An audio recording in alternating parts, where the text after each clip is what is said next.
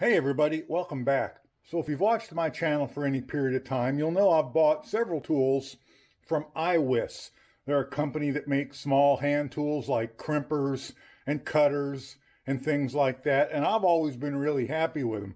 I think the first thing I bought from them way back when was this little crimper tool. Came with a kit of connectors. This does those tiny little DuPont connectors like you'll find on computer motherboards. They worked really well. I had no problems with it. And then when I was working on 3D printers, I bought this tool. This tool crimps on those bootlace ends, you know, the little power connectors on some motherboards where you normally just put a bare wire in and then there's a grub screw that tightens down on the bare wires. I always hated doing that with the bare wires. So this puts a bootlace or shoelace-like end on it and crimps it down tight, and then you put that in and tighten down against that. I really prefer that, and this tool worked great. Nice cushy handles, heavily made, worked great. So when IWISS reached out to me and asked me if I would like to be part of their influencer program, I jumped at it because I've always liked their tools. I wouldn't have any problems recommending them to anybody. So they sent me two tools to take a look at. The first one is this kit, and the part number of this kit is IWS-2210H-kit, and it comes with the crimpers and a package of connectors, and the connectors are all heat shrink ends.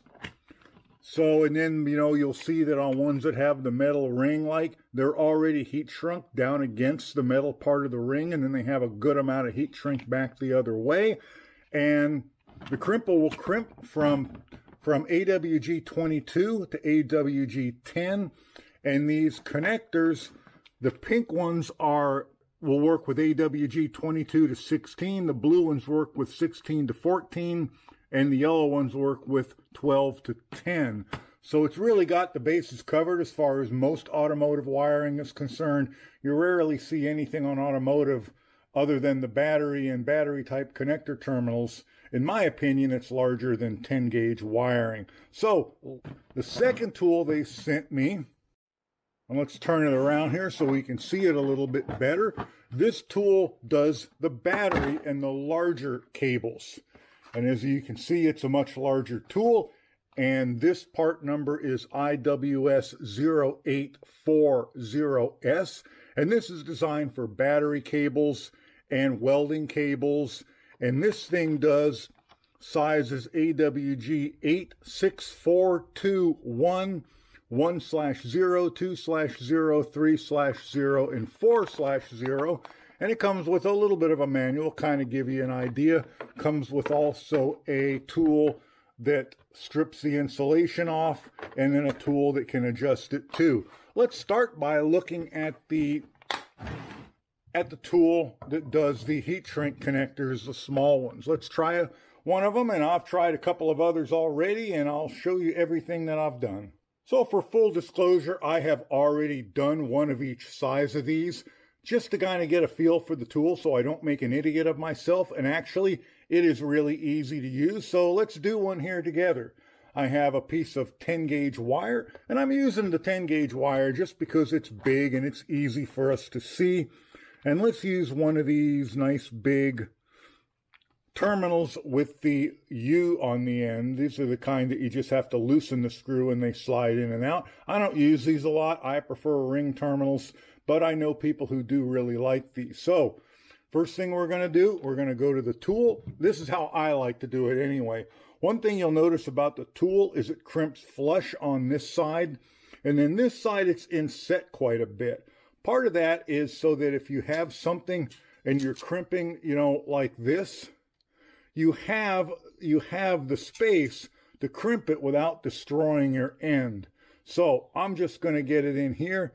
I'm going to get the tool started so that it holds it in, and that's one thing I like about the ratchets. I can get the part started in it, and the tool will kind of hold it in place for me while I get the wire in.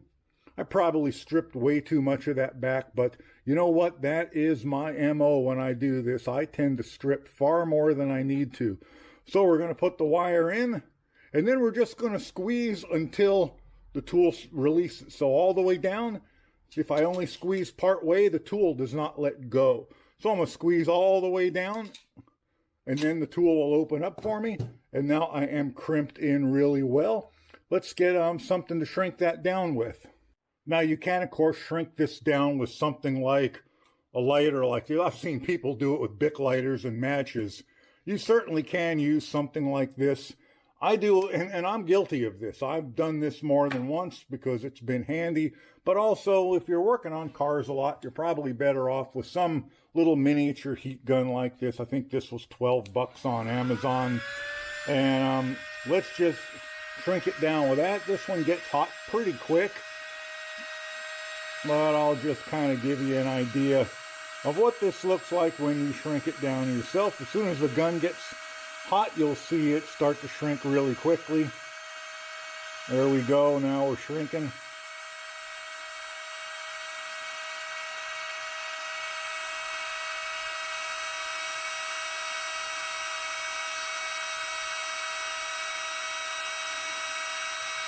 I actually almost burned a car down a number of years ago using an open flame to do heat shrink tubing. Well, I actually didn't almost burn the car down, but I had to use a fire extinguisher to stop it from burning down. All right, there we go. We are shrunk down. We'll set that to one side, and you'll see that has done a really nice job.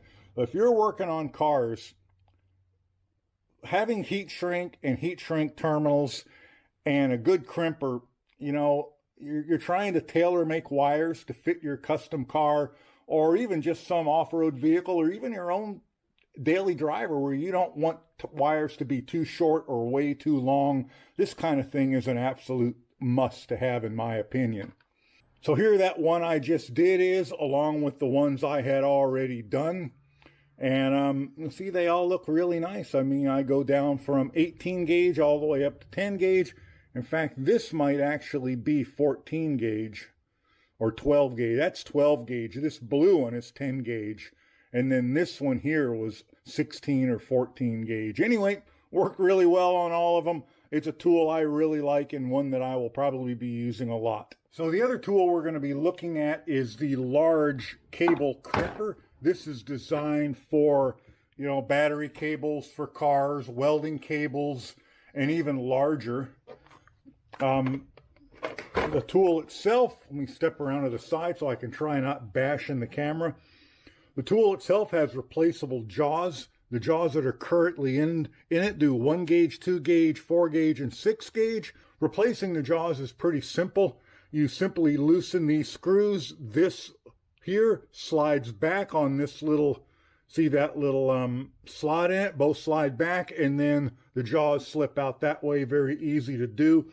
There's also an adjustment down here which adjusts how hard it crimps down, and you'd change that by loosening these two nuts with the little wrench provided. You don't have to take them off. You just have to loosen them a turn or a turn and a half. Then you push them that way. Then when they push that way a little bit, you can turn that to another number. They kind of lock in on a number. They're numbered 1, 2, 3, 4, then back 3, 2, and 1. It's just kind of an eccentric in there. And then you tighten it back down. I'm going to leave it where it came set. It also comes with this little tool that helps you strip insulation off. And the replaceable jaws, this set here does 3/0 and 4/0. And this set does 1/0 and 2/0. So, oh, there's also 8 up in there. That little hole at the very top, that's 8 gauge, and then 1/0 and 2/0. It's kind of interesting the way they did that. Okay, I guess they got it in there as best they could with having the fewest extra sets of jaws necessary. As I said, there's a little wrench, and the box also has some little pockets up here. Well, if you can see that, it has some little pockets here where you can put connectors and things in just to kind of keep it all together. So what I have to test this on today is some of this 4 gauge copper wire that I got for a project that I haven't done yet. Probably had it for a year or more. And as you can see, I have already been testing it on this end. just again so I don't make myself look like a fool on camera. So that's the red one. I'm going to do the black one this time. Now this tool, and I'm going to kind of get the tool out and kind of get the box out of the way so I can do this without making a total hash of things. So I'm just going to set the box out of the way for now. This tool also has a cutter on the end. So the first thing let's do is let's cut an end off of this. And again, I'm working around the camera, so I hope you'll bear with me. If I make this look more awkward than it really is. I mean, I'm awkward to begin with, but having to work around the camera makes me look even worse. So I'm just going to cut that off very, very easily. One thing you'll note about this cable, I don't know if you can see it here, but the wires inside are extremely fine, which means you have to be very careful stripping it, because if you cut a bunch of those little fine wires off as you go around to strip this, it'll be too small to fit in the connector. Ask me how I know. So let's get the little stripper tool they provided. So this tool has two components to it. First, it's spring loaded, and I highly recommend that you let the spring do the work. You do not squeeze it. Now, if your cable has very heavy wire inside, you can probably squeeze on it a little bit, but it is not necessary. So it has a cutter in here to cut around the circumference. It has some spots in here for the cable to fit, and it has another little blade here which is designed to go around it like that and then strip it this way so that you can peel it off. This cable, that doesn't seem to be necessary. Once I cut around it, the piece pulls off. So what I'm going to do is I'm going to set this in, and I'm going to try not to do too much of it, because that is my MO. I am not going to squeeze that at all. I am simply going to rotate that once and pull it off, because I do not want to cut a lot of that fine copper wire. Let's try their little cutter thing here. And like this maybe, I think. Like that. And then just like this. And that should peel that for me. Yeah, look at that. That worked really well. I don't think I lost one of those strands, which means it should fit on the terminal end really good. Now, the terminal ends I have, I don't know whether the right terminal ends for this crimper, because this did not come as part of a kit. But the terminal ends I bought for this project are copper, and they come with their own little heat shrink things on them, because I like heat shrink on stuff. I'm weird that way. What can I say? And these terminals in this little package, they're 2, 4, 6, 8, and 12. Is that right? 2, 4, 6, 8, and 12. So I want to get one of the 4s, because that's what this is for. Okay, I got that in there, and that was every bit as finicky as I was afraid it was going to be, trying to get that down over that really fine wire without pulling, without, you know, having a bunch of the strands outside of it. So let's see if I can get that on there. I'm going to try and hold it. I'm going to try not to smack the camera again. And I'm going to go on the one next to the end, which is number 4. I'm going to get a hold of it right there. Does that look good? I think that's good. Let's crimp it. All right, there we go. Is that tight? Oh, you see, that didn't get it tight. So let's, I have to be careful not to pull that out of there, or I'll have an even harder time getting it back in. That did not crimp that tight, and I have a feeling that's partially due to these ends not being quite right for this tool. But you know what? The tool gives us ways to deal with that. So let's go to number 6. Since this connector seems to be a little bit too small for this tool, let's go to number 6 and let's see if 6 will crimp it solid. I'm right there. I'm in the number 6 crimper tool. That wasn't too hard at all. I'll be shocked if that isn't tight. All right, that's nice and tight.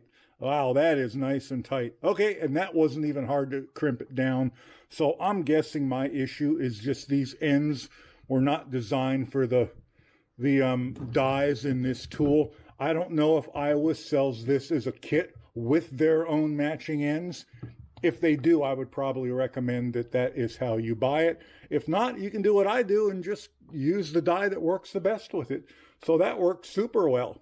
And that's what I did with this one. I did this one on this tool as well, and I put the heat shrink on it because this would be a positive cable. So there you go, the IWISS IWS-2210H kit, which is the heat shrink connector crimping tool and 120 pieces of connectors, and the IWISS IWS-0840S battery lug crimping tool kit. Two extremely good tools by a good company, well made and work great. And I appreciate them for sending it out for us to take a look at. And I appreciate you guys for watching my video and using my affiliate links. Have a great weekend. Bye for now.